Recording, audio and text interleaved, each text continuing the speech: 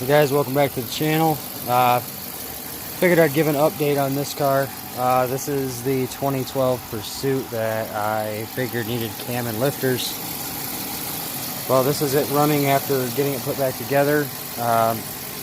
I replaced the passenger side exhaust valve, rocker shafts, and bolts, and that was it. I had an extra engine laying around with a good rocker shaft in it that I could steal for a minute to see how it's going to run. And well, this is it. So it's got all of its power back. It's running good. So I'm going to let it run, burn all this oil off of it. It's still got a little bit of a tick to it, but I think that's just the injectors. Like I said, I'm going to let it warm up, and I'm going to go from there. But so far, so good. It looks good, sounds good.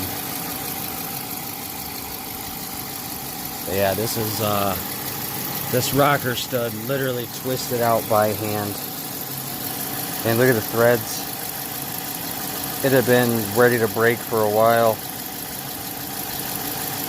So, and most of those, they was so uneven for the torquing on the rocker shafts on this side of the engine. This side was seemed to be all good, but I retorqued both sides just in case.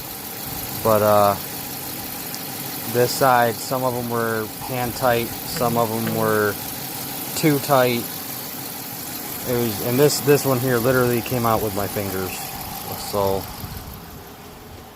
we're gonna see how this car acts. I'll probably take it on a quick drive here. I gotta move 3 other cars to take it for a drive. Did a little bit of a burnout in the garage to see if it's got its power back, and it had no problem lighting the back tires off of it. It actually hit posi, or LSD, should I say. This car's got a 265 rear gear, so it's nowhere near LSD. But yeah, so it's a good little update. Saves me from having to do cam and lifters on it, although it could probably still stand to have some lifters done.